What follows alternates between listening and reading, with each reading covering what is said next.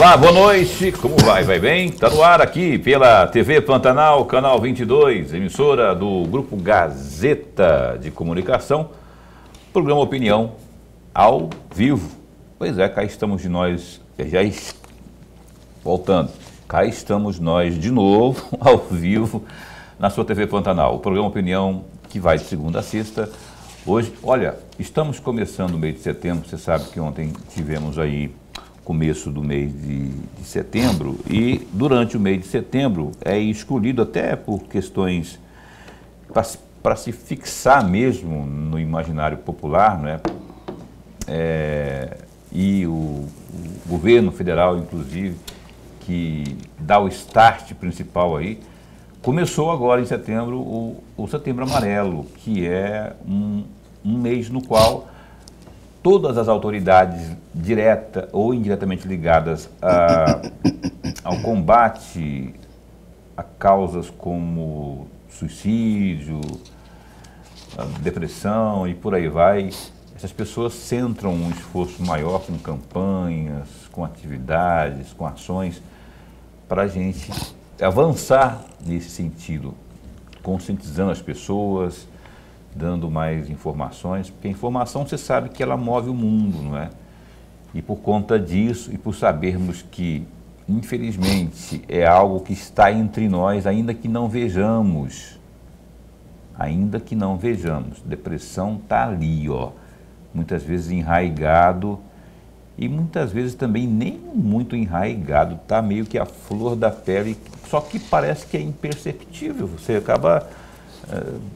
por falta de empatia ou pela correria do dia a dia, acaba nem vendo que tem alguém do seu lado que está pedindo socorro, sem dizer necessariamente a palavra socorro ou a frase me ajude, mas você percebe na forma da pessoa agir, se comportar, que ela precisa de ajuda, que ela está, não é, na lona.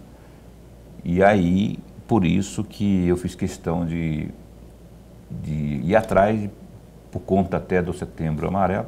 Só que não é só agora que a gente faz isso, a gente sempre está buscando o assunto para cá, para conversarmos. E por quê? Porque nós entendemos que programas como este aqui, ou qualquer programa de TV, de rádio, tem essa incumbência social, papel social, essa responsabilidade social de levar informação. Se eu, Lorenberg, se nós aqui conseguirmos levar para você uma informação aí que na sua família vai fazer a diferença, coisa que você não sabia, que a partir de hoje vai começar a fazer para sair desse emaranhado todo aí de coisas de cabeça que não tem, você acaba não entendendo muito, mas que precisa de uma ajuda, eu já vou me sentir a pessoa mais feliz, porque teremos cumprido nosso objetivo, que é levar a informação e que essa informação seja absorvida por quem realmente precisa. Se você não precisa, mas só o fato de você estar aí, você vai ouvir, vai acompanhar, vai assistir, vai tomar tomar conhecimento, vai absorver, e daqui a pouco você pode, inclusive, repassar, multiplicar isso, não é? Outra pessoa que possa precisar, você já vai estar lá, pronto, habilitado, capacitado, com informação, porque a informação capacita, não é? Então, eu disse tudo isso aqui porque, eu fiz essa introdução aqui para chamar a atenção para o grave problema que nós vivemos, que é esse, não é? Muitas vezes startado pela depressão, e aí, pior dos quadros é quando há o suicídio, e tem havido suicídio. Eu, particularmente, não gosto de noticiar suicídio.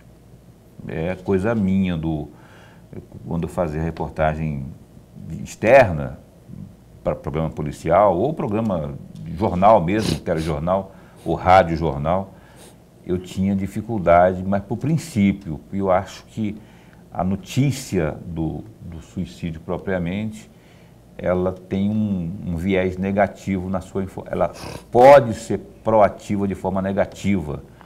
se é que cabe na mesma frase essas duas palavras, né? É uma propaganda negativa, é uma divulgação negativa. Isso pode, hipoteticamente, startar naquele que está sensível, desgostoso da vida. Opa, essa ideia aí eu vou tentar, então eu fico meio que comedido com relação a isso aí, mas lamento muito. Perdemos recentemente um colega, muito recentemente mesmo, nos últimos dias aí, que pelos indícios, ainda que não haja ainda em definitivo aí o posicionamento policial na apuração, deixou uma carta, né, e caiu do 11º andar, não tinha pessoas próximas que hipoteticamente poderiam tê-lo empurrado ou que ele pudesse ter caído acidental, enfim. Então, sabia-se que ele estava passando por momentos difíceis, aí deixa a carta, nos leva a entender isso. Então, é só isso que eu fiz questão de dizer isso, porque eu gostaria muito que você que está assistindo absorvesse isso aqui, e vamos fazer várias vezes isso aqui no Opinião, para tentar levar até você informações que vão ajudar você ou alguém que possa estar do seu lado, precisando de um braço, de uma mão amiga, porque nessa hora que a gente vê a importância de se ter alguém, né? Esse mundo tão maluco que está hoje em dia aí. Por isso nós convidamos aqui a Cris, está aqui conosco, Crisiene Melo Vinhal. A Crisiene, ela está lotada hoje lá no CRIDAC, que é o Centro de Recuperação Dom Aquino Corrêa, do qual minha amiga Sueli Curvo é a diretora. E a Crisiene aceitou o convite. Ela é psicóloga e neuropsicóloga. Então, é essa mesmo que eu queria para que hoje pudesse falar, dar umas dicas, enfim, né, para que você possa se sentir ajudado, se for o caso, ou que você possa se sentir abastecido de informação para, quem sabe, ajudar outra pessoa. Professor Lorenberg, boa noite, como vai? Vai bem? Muito bem, boa noite, Paulo Coelho, e um grande abraço. Mas um grande abraço mesmo a todos os nossos telespectadores, a razão maior do nosso programa. Verdade. Um grande beijo no coração, obrigado pela sua companhia, aonde quer que você se encontre. Você que está acompanhando a gente também pelo Facebook, ao vivo, muito obrigado. Em qualquer canto do mundo, muito obrigado pelo carinho da sua companhia. E você que está assistindo pelo canal 22, TV Pantanal, emissora do Grupo Gazeta de Comunicação. Você pode mandar para a gente aqui uma pergunta ou uma dúvida, se você tiver, está aí no rodapé, 99932-2529. Crisiene, bom tê-la aqui. Muito obrigado por aceitar o nosso convite e entender a delicadeza, não é, a sensibilidade que é o tema. Eu já vou pedindo a você se aliás, lá no próprio CRIDAC, tem uma leva comum de pacientes, não é, ou de pessoas atendidas, que são as pessoas deficientes e tal. A gente vai falar também para essas pessoas, mas para um público geral. A Cris também, ela atende particularmente, ela tem um consultório, entendeu? E a gente vai falar daqui a pouquinho desse consultório também. Mas assim, dicas, vamos de dicas, vamos traçar a importância, queria que você falasse da importância de se falar disso e da informação. E já vamos dar dica para as pessoas direta ou indiretamente envolvidas nessas crises aí que envolvem a depressão e seus próximos, os seus satélites, vamos chamar assim. Boa noite. Boa noite. Sr. Paulo, eu gostei muito da explicação, né, que não gosta de notificar, de falar sobre o assunto quando tinha que te dizer na questão da reportagem. Eu concordo, acho que todos os psicólogos também concordam em relação a isso, porque divulgar algo que foi cometido, uma violência que foi cometido, e colocar isso como romantizar isso, se torna cada vez mais grave e também aumenta os índices em relação ao suicídio. Então, muitas vezes as pessoas falam assim, fiz por amor, né, fiz por alguma coisa, então romantiza a questão da morte, e eu acredito também que não se deve contar os detalhes, mas sim um indicador, né? Mas não falar de que forma que foi feito, como foi feito, por que foi feito. E isso não é uma primeira dica, né? A gente pode estar falando isso, que não seria algo saudável, tá? Para as pessoas que, pelo menos, que estão em casa, que estão pensando sobre o assunto. Então, e a família, ela tem que perceber que existe várias dicas que a gente pode perceber entre os seus filhos, quando você tem um adolescente em casa. Então a gente percebe muito isso, que os adolescentes têm o hábito de fazer automutilação. E esse é um indicador muito recorrente, muito forte entre os adolescentes. E aí as mães, os pais não percebem isso. Então eles começam num lugar bem escondido, e aí vai aos poucos começando, não tendo mais lugares para fazer isso, e eles começam a colocar numa parte mais vista, né? E começa a vestir, quando o seu filho está mudando a roupa, coloca uma roupa mais fechada, que ele não tinha o hábito de usar, e Cuiabá também não é propício a usar uma roupa, né, fechada. Você pode ficar em alerta que pode estar acontecendo alguma coisa errada com seu filho. Quando a gente também tem pessoas na família que cometeram, isso é um indicador muito forte, é muito complicado, porque se a gente tem alguém na família que já passou por isso, de cometer suicídio, é algo também que a gente tem que usar como referência quando vai para o médico, um psiquiatra ou para um neurologista, ou qualquer médico, evidenciar isso também, né? Que a sua família tem indicadores, alguém da família já cometeu algo. E mudança no comportamento, uma pessoa que é bem expansiva, começa a ficar mais retraída, se isolar, né? Buscar o isolamento dentro do seu quarto, não quer mais a companhia de amigos, da família. Então, isso são sinais que a gente percebe de alertas em relação quando a pessoa tem ideações suicidas. Entendi. Professor Lonenberg, por favor. Psicóloga, antes de mais nada, registrar a nossa alegria. Mas é muito bom mesmo tê-la aqui. Nós ganhamos muito, sobretudo para falar de assuntos tão importantes no nosso cotidiano. Psicóloga, eu vou tentar descrever um quadro. Se esse quadro não sair tão bom, a senhora, por favor, me corrija sempre. Veja, hoje nós temos tudo para estarmos um ao lado do outro. Nós temos um aparelho celular, nós temos vídeo, nós temos tudo para estar um próximo do outro. Mas nós estamos cada vez mais distantes um do outro. Veja, no século XIX, nós não tínhamos o aparelho celular, eu não estava vivo, mas a gente lê e sabe do que acontecia. Mas tinha a carta que demorava 4, 5 meses para chegar, mas era exatamente o único instrumento que as pessoas tinham para ficarem próxima de um amigo, próxima de um parente, próxima de alguém que gostava muito. E as cartas corriam o mundo. E as pessoas não se sentiam, pelo menos muitas delas, não se sentiam tão sozinhas como se sente hoje.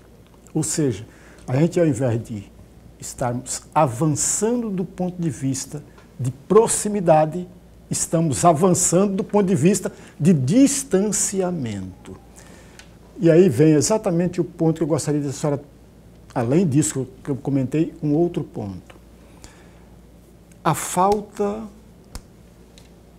de traquejo que cada um de nós temos para lidar com os nossos traumas. Tem traumas nossos lá da infância, que os monstros nossos estão todos os momentos nos atormentando. E nós não temos a capacidade de falar sobre ele.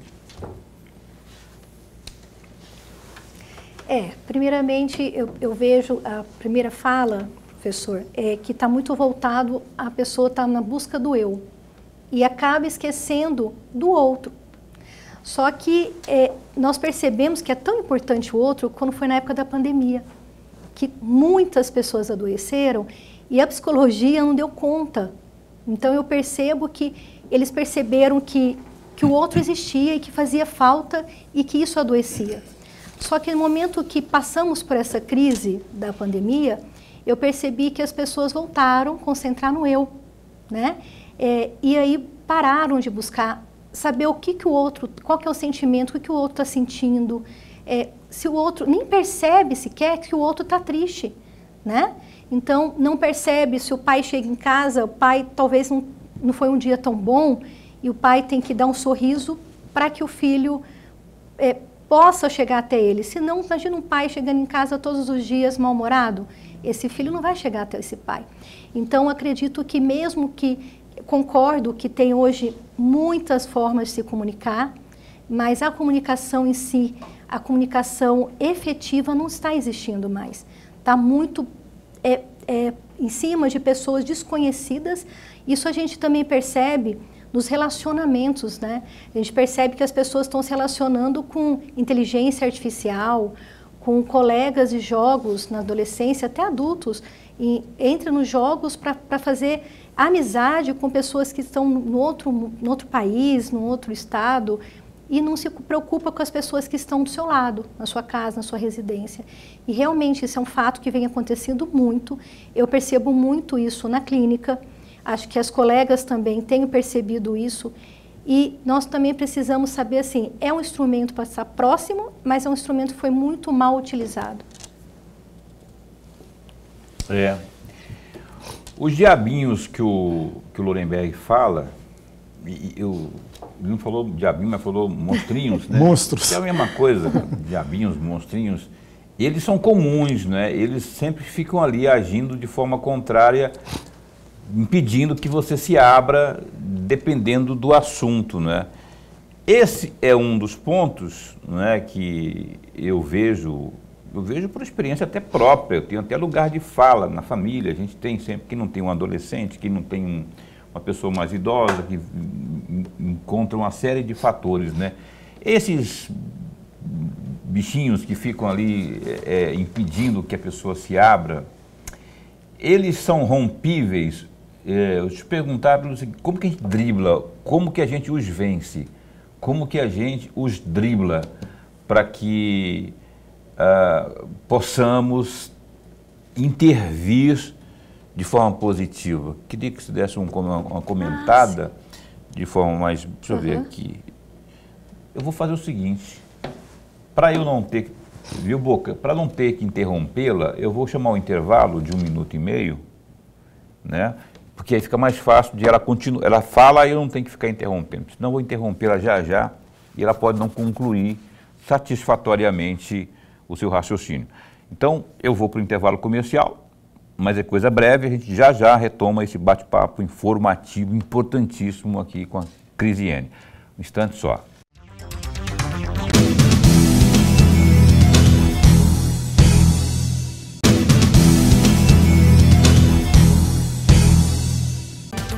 Muito bem, cá estamos de volta ao vivo, você está assistindo ao programa Opinião na sua TV Pantanal, muito bom ter você aqui, especialmente porque a gente está hoje tratando de um assunto que muito lhe interessa, de forma direta ou indireta, que é, evidentemente, o Setembro Amarelo, com dicas, informações, para que você as absorva e, de repente, se for o caso, que você as coloque em prática. Vamos correndo agora para o GD, que é o Gazeta Digital. Dá um clique aí, ó, www.gazetadigital.com.br. Muitas informações acerca de tudo que está acontecendo aqui em Cuiabá, no estado, Brasil e mundo. Lá pelos lados do Senado, por exemplo, o Senado, né, a Câmara Alta, que a gente chama, aprovou nessa terça-feira, dia 2, um projeto que altera a lei da ficha limpa. Entre os destaques, o projeto reduz o prazo de inelegibilidade para políticos, permitindo que concorram antes a uma eleição, mesmo se forem condenados. O texto foi aprovado com um placar aí de 50 votos favoráveis e 24 contrários. O projeto agora segue para a sanção presidencial. O presidente Lula, vai sancionar ou vetar, né? Se ele vetar, pode voltar para casa e aí ser submetido a uma nova análise que poderá ou não manter o veto. Se sancionada, a mudança na lei manteria o período de inelegibilidade em 8 anos, mas contaria o prazo a partir da data da condenação em vez do fim do cumprimento da pena, como é hoje. Na prática, a mudança reduz o tempo mínimo para que um político condenado possa concorrer a uma eleição. As mudanças não alteram a situação envolvendo aí o ex-presidente Jair Bolsonaro, que está impedido de concorrer até 2030. De acordo com o relator da proposta, o senador Everton Rocha, do PDT do Maranhão, a legislação atual resulta em diferentes períodos de inelegibilidade, dependendo de quando o mandato é perdido. Segundo ele, um parlamentar cassado pode enfrentar inelegibilidade por um período que varia de 8 a 15 anos, dependendo do caso. Tem mais detalhes sobre essa notícia aí, ó. Dá uma corridinha aí no GD, que você vai ver mais detalhes sobre a questão da inelegibilidade, um projeto que foi aprovado hoje, e Caroline colocou isso aqui também, não sei o que é isso aqui, mas daqui a pouquinho eu me inteiro disso. Ah, tá, entendi. Daqui a pouquinho eu vou falar, é para falar isso aqui agora, Caroline? Você não está no ponto aí para falar comigo que da questão do STF? Hã? Pois é, eu sei o que é, mas estou perguntando se é para ler agora. Mas tudo bem, vamos lá. A primeira turma do Supremo Tribunal Federal, STF, começou a ouvir, nessa terça-feira, os argumentos das defesas dos 8 réus do núcleo 1 ou núcleo crucial da tentativa de golpe de Estado. Pela manhã, o ministro Alexandre de Moraes, relator da ação penal 2668, apresentou um resumo do caso, uma espécie de relatório, né? E o procurador-geral da República, o Paulo Gonet, se manifestou em nome da acusação. Na sessão dessa tarde, foram ouvidas as defesas do tenente-coronel Mauro Cid, que firmou acordo de colaboração premiada com a Polícia Federal, o deputado federal Alexandre Ramagem, do PL do Rio de Janeiro, o ex-diretor da Agência Brasileira de Inteligência, ABIN, do ex-comandante da Marinha, Almir Garnier, e também do ex-ministro da Justiça e ex-secretário de Segurança Pública do Distrito Federal, Anderson Torres. Acompanhe mais sobre esse caso, também tem no GD. O Gazeta Digital tem informações aí que você pode acompanhar passo a passo sobre a questão do julgamento que está acontecendo, ou dos julgamentos que estão acontecendo no âmbito da primeira turma do Supremo Tribunal Federal. Nós retomamos aqui o nosso bate-papo informativo importantíssimo desta noite, que é com a neuropsicóloga Crisiene Melo Vinhal. Vou pedir para o meu amigo Lorenberg abrir o bloco de perguntas, por favor. Psicóloga, seguindo a mesma toada do bloco anterior, vamos para o seio familiar. No seio familiar, é muito comum não importa a quantidade de filhos, não importa o tamanho da família, é muito comum esse afastamento. E aí me vem à cabeça, logo de cara, e a senhora com certeza conhece, a história do Kafka. A carta para o pai, a carta que nunca chegou ao pai. Ele escreve uma belíssima carta para endereçar para o pai dele, mas ele nunca entregou para o pai. Percebe? O filho muito distante do pai, porque aquele pai arrogante, aquele pai duro, aquele pai seco, que não tem a menor capacidade de fazer um carinho no filho. Isso é muito comum ainda hoje. Quer dizer, quantas cartas para o pai até hoje não são entregues? Como lidar numa situação dessa, psicóloga? A senhora com certeza deve ter recebido no seu consultório muitos casos semelhantes a esse. A filha, por exemplo, ao invés de chegar perto da mãe ou do pai para contar um problema fisiológico dela, ela corre para a amiga e a amiga também não sabe, distorce as coisas e assim por diante.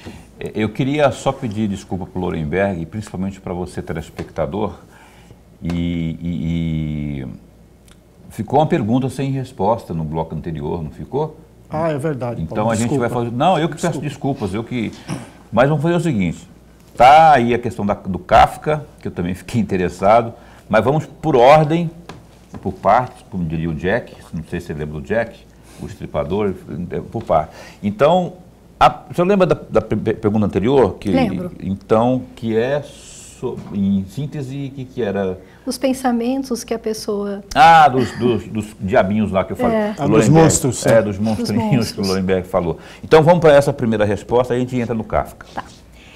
Então, a gente acredita na psicologia da TCC, que é a terapia cognitiva comportamental, que a melhor maneira de você combater é reestruturar os seus pensamentos, né? De que forma? Contestar aquilo que você pensa. Contestar o quanto é verdade aquilo que você pensa. Então, vou dar um exemplo. Se eu penso assim, minha esposa não me ama, né? Ou meu filho não me ama. Então, o quanto isso é verdade, o que ele faz acreditar que isso é uma verdade absoluta. Então, são pensamentos, muitas vezes, que são pensamentos que a gente fala que é disfuncional. Então, na terapia cognitiva comportamental, que é uma terapia mais breve, nós trabalhamos essa reestruturação, questionando e tentando ver o quanto isso é evidente ou não, para que a gente consiga reformular e perceber que aquele pensamento dos monstrinhos é um pensamento disfuncional, na verdade. Disfuncional, como assim? Isso. É um pensamento que não é real, não é 100% verdadeiro ou realmente não é verdade. Como que você vai pensar, um pai vai pensar que um filho odeia ele? Né? De que forma? Pelas não existe. Pelas negativas. Mas é isso que a gente faz reestruturar o quanto que, vamos pensar de quantas possibilidades, quantas coisas boas que o pai fez por ele. Também a gente é dessa forma que a gente faz, questionando, foi esse momento ele fez essa intervenção, por que ele fez essa intervenção? Talvez essa intervenção naquele momento, causou uma dor para o filho que não deixou ir para algum lugar, mas aquilo ali ele fez uma proteção. Então, nós precisamos muitas vezes questionar aquilo que a gente acha que é uma verdade absoluta, talvez aquilo lá não é uma verdade absoluta. Isso ocorre muito com adolescente. Não, mas com adulto também. Com adulto também? Também. Porque a negativa, ela se dá assim, porque alguém está negando, né? E geralmente a autoridade numa família são os pais. As autoridades são os pais, né? Então, pai, eu gostaria de ir ao cinema com meu amigo Lorenberg. O pai vai falar assim, se Lorenberg não me cheira muito, não quero que vá. Aí o filho já entra ou a filha já entra numa onda de rebeldia, por exemplo, né? Aí, dependendo do grau, a mutilação ou ações podem levar a isso.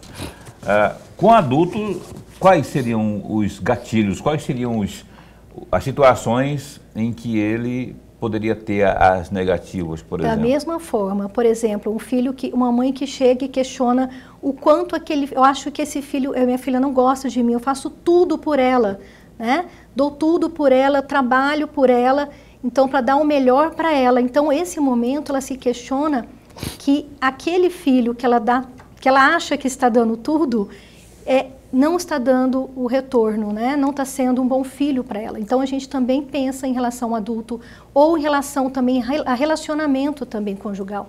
Muitas vezes a esposa fala pelo esposo, às vezes chega o jeito dele, a pessoa idealizou uma coisa que ele não era, né?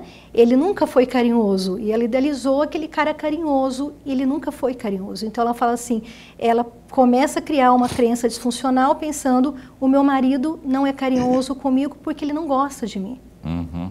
Ele não me ama. Então também é uma forma da gente questionar o quanto isso, né, esses pensamentos são disfuncionais. Olha só, pior, né? Isso acontece realmente, né? Parando para pensar de forma mais a miúde.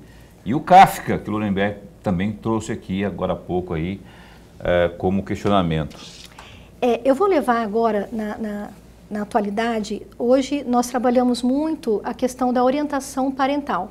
Então, os atendimentos, isso que está dizendo, às vezes pode causar um bullying na escola, né? Essas cartas, a pessoa confidenciou, já peguei casos assim em escolas, né, particulares, que a pessoa, ela não entrou desde a infância e quando ela entra numa fase maior, ela foi discriminada por aqueles alunos que estão ali desde a infância, são colegas, não é que foram discriminados, né? Ela não sentiu parte porque ele não deu tempo de conhecer esses colegas. Então, muitas vezes acontece isso, acontece o bullying, acontece uma série de coisas que quando acontece esse tipo de situação, ele causa, sim, um trauma e que na vida adulta essa pessoa, esse adolescente, ele vai buscar, para precisar de alguma intervenção, de buscar né, uma ajuda e que o correto é não ficar confidenciando coisas muito pessoais para qualquer pessoa, né? Não é que a gente não pode confiar em ninguém, mas eu acho que a gente tem que prestar muita atenção com quem que a gente vai contar, confidencializar, porque são coisas muito íntimas. O quanto você está disposto a falar alguma coisa que pode ocorrer o risco de alguém, né, tá sabendo, e como você lida com isso, com as críticas, que a partir do momento que você fala algo de você, você está dando permissão e muitas vezes uma abertura para uma crítica, né? Então, na terapia, hoje em dia, a gente trabalha muito a questão da orientação parental, a gente não atende só o filho só, né? A gente tem um outro horário que atendemos a família, para a família saber lidar com isso, saber lidar com Ou às vezes também a gente não quer ouvir crítica, né? Você só quer desabafar, você só quer contar algo que, ao contar, é como se fosse tirar um piano das suas costas. Pelo menos, eu contei para a Cris, ela já sabe e ela pode ou não, dependendo da minha abertura, me dar conselhos, me dar dicas, etc. e tal. Mas eu contei porque eu senti, de alguma forma, uma confiança nela. Ela respondeu, Lullenberg, a questão da carta? E tem um fator, Cris, eu estou com intimidade com ela aqui, chamando ela de Cris. A nossa psicóloga que está aqui com a gente, a neuropsicóloga Crisiene Melo Vinhal. É um monte de situações envolvidas numa só, mas eu quero puxar o lado psicológico da coisa. Além do que foi colocado já aqui, que esse negocinho aqui, o celular, muitas vezes o entretenimento, tudo que ele tem de vantajosidade, de joguinhos, de minisséries e tudo, isso aqui chama muita atenção, prende muita atenção. Você está em casa, nós 5 da família, eu, minha esposa e meus 3 filhos, e ninguém fala um com o outro. Parece uma coisa doida assim. E aí fica aquele vazio que acaba criando outros problemas. Nós trazemos aqui também situações como o afastamento, assim, estando dentro de casa, do filho para com o pai, não é? Pra você ter uma ideia, tem filhos, tem parentes que moram na mesma cidade, e cidade pequena. E que não ligam. Não, falar de ir pessoalmente nem se fala, né? Eu não estou nem falando de ir lá ver pessoalmente, ver a mãe, por exemplo. Mas não liga. E hoje, com o advento aqui de câmera, você pode ligar, pode olhar, pode ver. não faz isso, né? Daqui a pouco, quando descobre que a mãe morre, vai lá chorando e tudo, não é? E arrependido e tudo mais. O que eu gostaria de que você contribuísse nesse sentido, né? Dicas também, porque a gente hoje, porque trabalhar na prevenção, como que a gente pode estar lidando com isso, considerando todas as adversidades? Isso aqui é uma delas, não é? Eu falei a questão do celular, muitas outras situações podem ser também adversidades. Que você dissesse, porque isso pode culminar depois com brigas, depois, consequência da briga, vira um estado depressivo, e aí vir coisas piores aí. Posso dar uma dica que ele pode ser bem ampliado, não precisa ser, pode ser tanto para o pai, para o filho, como o filho para o pai, né?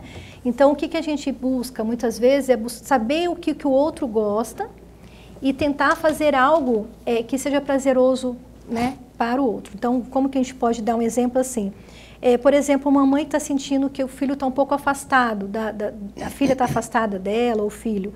Então, vamos buscar quais são os prazeres que o filho gosta, é um cinema, é sair para algum lugar específico, é assistir algo específico na sua casa. Então, começa a se inteirar mais do que o filho gosta, né? Isso você faz com que você tenha assuntos em comum para conversar e faz com que você aproxime mais. E também isso serve para os filhos também, né? Então, não é só porque às vezes tem adolescente que possa estar assistindo e aí muitas vezes fica assim, minha mãe não tem tempo para mim, né? Só trabalha, meu pai vive trabalhando, chega muito tarde, então por que não ver um sábado, um dia que seus pais não estão trabalhando e buscar fazer algo que é agradável para o seu pai ou para a sua mãe, buscar entender um pouco, porque essa intimidade, gente, a gente busca todos os dias. Não é só o dia que um está doente para notar que ele existe e que tem necessidade da gente dar mais atenção. Então, a qualquer momento, a gente pode estar buscando esse vínculo e cuidando dessa pessoa e que faça com que esse vínculo seja mais consistente, que hoje em dia é muito complicado. Muitas pessoas vão para terapia, não é porque o pai é ruim ou porque o filho é ruim, né? Uhum. Muito está na questão de como está o relacionamento, a conversa entre eles. Então, às vezes, a gente pensa assim, meu filho não tem paciência para me escutar. Mas será que eu estou também tendo paciência de escutar meu filho? Né? Porque ele é mais jovem. Então, existe isso, a falta de escuta entre os dois. E tem que ver quem está disposto a ceder, porque muitas vezes alguém tem que ceder, Com né? certeza. Para a gente se bicar, Cris, um de nós dois vai ter que ceder. Então, se você não cede, se você tem seu orgulho próprio, eu tenho o meu, e eu estou certo, você também está certo, então a gente vai continuar com o complexo de Gabriela. Eu nasci assim, eu cresci assim, você sempre assim. Então tem que ter alguém tem que ter essa predisposição de flexibilizar. Né? Tem. Geralmente quem busca isso, a parte está sendo mais prejudicada, sentindo mais desconforto. Se não houver desconforto, não vai buscar. Né? Então a gente não precisa ter desconforto para buscar a proximidade com seus familiares. A gente tem que buscar essa proximidade enquanto não tem esse desconforto. Porque depois a pessoa pode pensar que por um outro motivo, né? Tá assim porque está com consciência pesada, e não é bem isso, né? Então a gente tem que ter o relacionamento com a família deveria ser a âncora daquela pessoa, não a pessoa que, na verdade, a família nunca deve ser a pessoa que vai ser o causador do problema. Então tem que ser a âncora. Exatamente. Eu concordo plenamente com o que você disse aí. A família tem que ser ali a prevenção e, na pior das hipóteses, o curativo, mas tem que ser prioridade. Vou para o intervalo comercial mais uma vez, mas é rapidão, 1 minuto e meio, a gente retoma aqui esse bate-papo no Seu Opinião. Um instante só.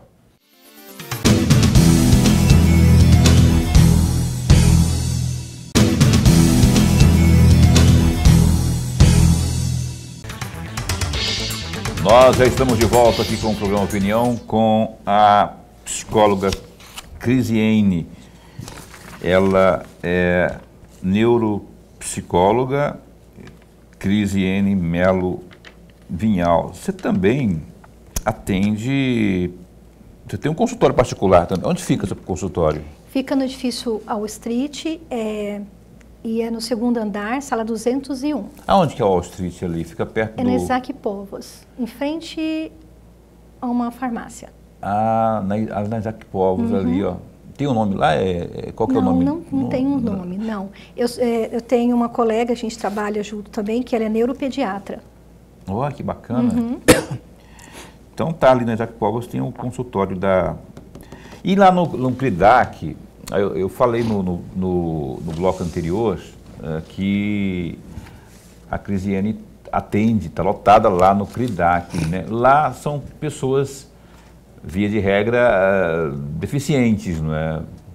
Trabalhar esse psicológico também é fundamental, porque se, por exemplo, é uma questão de uma prótese, a falta dela, ou qualquer outro tipo de deficiência, isso deve atingir o psicológico violentamente, não é? E se não tiver esse atendimento e quando não é natural, né, quando a pessoa não nasce com aquele tipo de deficiência, com aquele tipo de problema, eu acho que, aí eu queria que você respondesse, que é pior ainda, né, porque é para ela se acostumar a viver sem aquela perna, sem aquele braço, sem...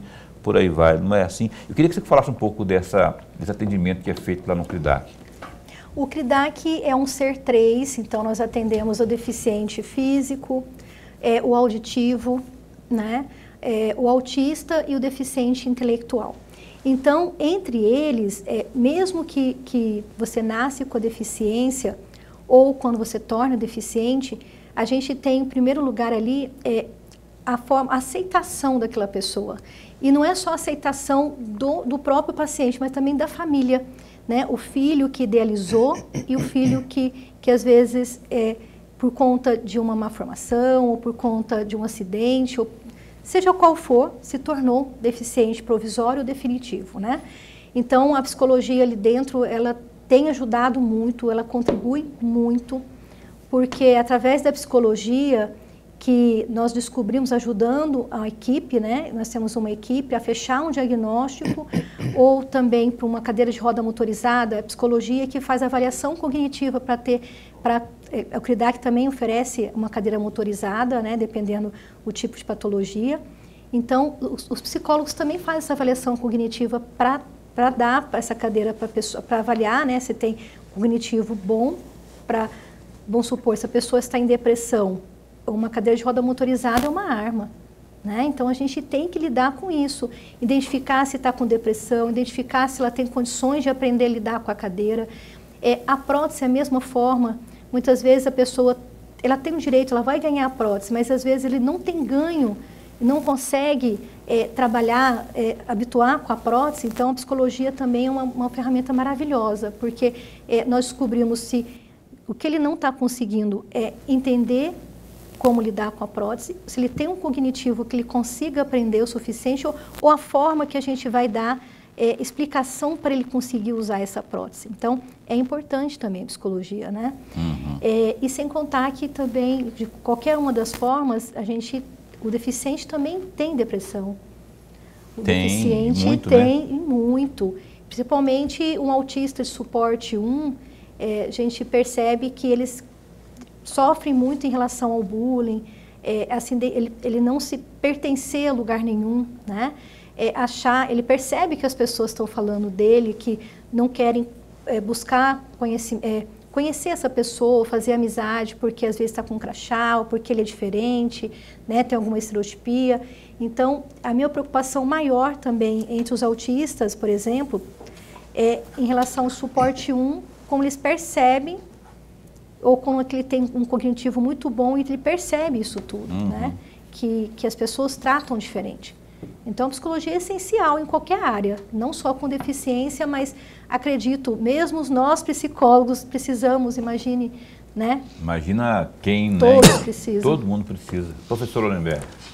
Psicóloga, vamos voltar para o primeiro tema do primeiro bloco. O Paulo falou na questão do suicídio, a senhora também começou a falar. E eu vou justificar por quê. Porque os números de suicídios são cada vez maiores e crescentes.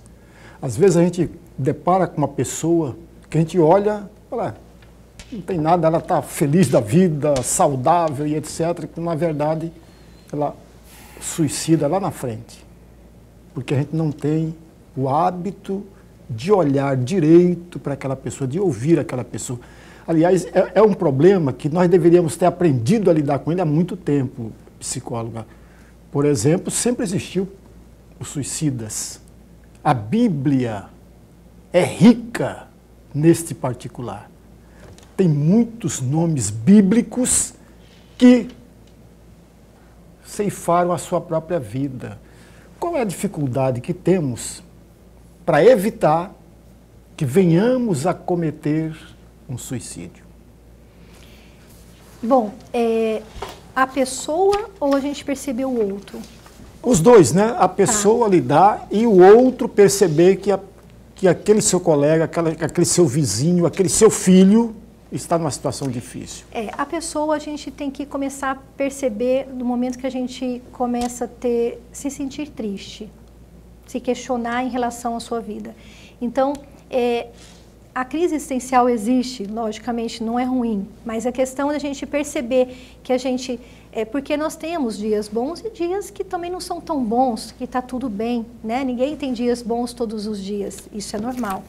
Mas se a gente está tendo mais dias ruins, percebendo que a gente anda mais triste, qualquer coisa está fazendo com que a gente sinta mais ofendido, mais triste, né? Qualquer coisa está nos marcando mais, fazendo com que a gente fique mais sensível, acho que a gente tem que pedir ajuda.